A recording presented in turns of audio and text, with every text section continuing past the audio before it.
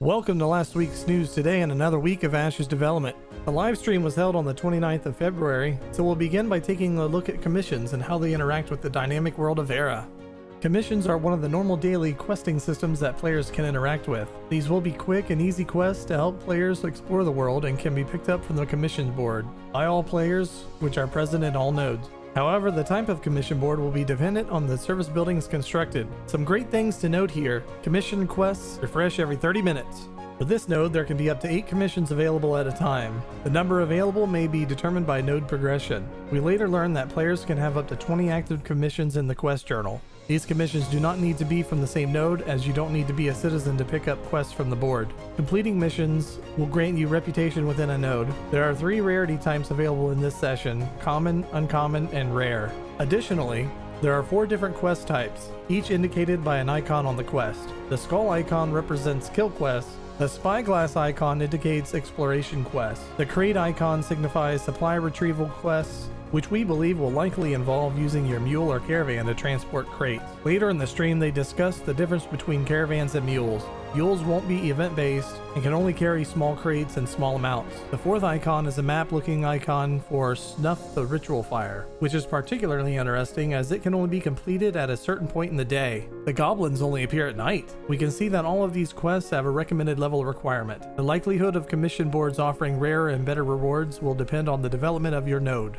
We also received some clarification from Roshan. He shared with us that commissions are currently time-based for pickup. Just like quests, these commissions help to progress your character, contribute to nodes, and feed into other systems in the world. Intrepid goes on to discuss that every 30 minutes or so, the server will query a bunch of different information about the world, including active and completed story arcs, weather, time of day, and various other factors. The commission board will use this information to post relevant commissions, leading players to those content-rich areas. This acts kind of like a breadcrumb trail, as demonstrated when Steven begins following one of the commissions. It leads him to an area where there is a minotaur with a side quest. Side quests are traditional quests available in the open world. They can be hidden in various ways, so players will need to be vigilant while exploring. We do see a side quest prompt on near the minimap and a quest icon on the world map. These side quests can lead to more interesting and rewarding stories, so it's definitely worth keeping an eye out for them.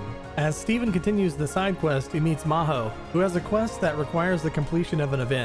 This ties in with the commission board. As explained by the developers, events can be triggered in areas with activity, and completing the commission to kill the minotaur in this area will help provoke this event. They also emphasize that since commissions generated are available to all players at the node, there is a really good chance that there will be many players doing the same task, helping to trigger the event and keeping the MMO feel and player agency alive. The stream starts to derail a bit from commissions. Note that the weather is slowly starting to change as the storm color is slowly being drawn out. A visual cue to the event about to begin. Then the event pops. Intrepid also adds that the spawn table of creatures and side quests responds to the change in weather. And they also mention that the weather can become hazardous, such as lightning, which can damage enemies or players if struck. They also discuss their plans to implement weather effects that will apply modifier buffs to targets within the area of effect of that weather. Weather hazards are not restricted to event areas. For example, storms were mentioned. As the storm moves across the world, a hazardous environmental feature goes with it. It is not shown in the preview video, but Margaret clarifies in the Q&A that you can complete commissions from your journal once the requirements are met to easily claim the reward. For side quests, etc., you'll need to go to an NPC to complete them. Currently, all quests are shareable, but Intrepid will be paying attention to this during testing phases and listening to community feedback on the topic before making a final decision. They also mentioned that when the node levels up, you will still be able to turn in quests that were in your journal, but there may be some story arc quests you won't be able to finish. Steven couldn't quite remember, so he said he would check up on that one. The preview segment concluded with a node leveling up, which changes the story arc surrounding the area of Oakenbane, as we see here. And if you have any feedback regarding the live stream, make sure to head to the forums and leave your comment on the thread. Some of the questions they are asking are: what excites you about the commission system? And how do you feel about the way the commissions, side quests, and story arcs work together? Also, if your question was not replied to on the live stream, Vaknar will have responded via the comment, which we have linked in our description. So don't forget to check that out. During the studio update, Steven mentioned that Intrepid Studios is close to reaching the 200 employee mark. They're almost done with their internal milestone 8,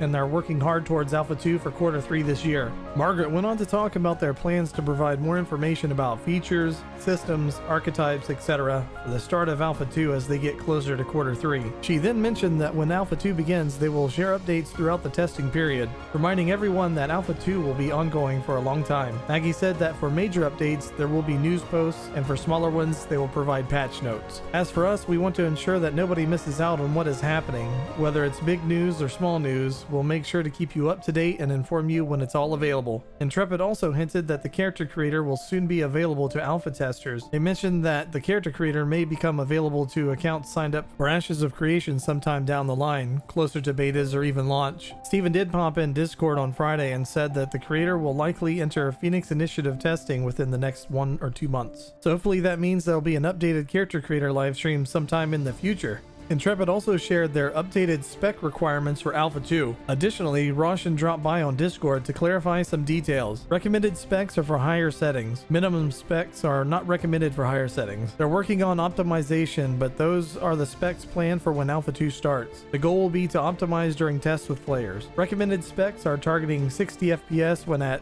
1440p. If you run everything at max with those specs, you won't be getting 60. It's also unlikely they'll share any additional tiers of specs before Alpha 2. They will obviously be continuing to optimize throughout Alpha 2, betas, and even launch. There was a little bit of confusion this week over the gaming industry layoffs in Intrepid Studios. Intrepid replied saying positions on their side are often newly created positions or looking to add to their existing teams. While they do often reflect upon the gaming industry during live streams, they're not talking about layoffs at Intrepid Studios. Their yearly attrition rates average to under 2%, which is far below the industry standard, and that is quite amazing, honestly. And next is the art updates, which we'll put on screen for you now to have a look at.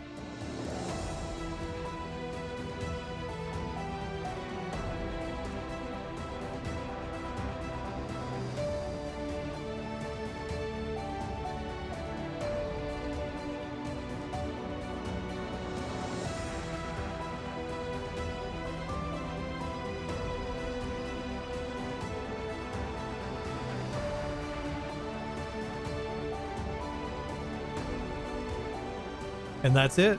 I'll see y'all next week.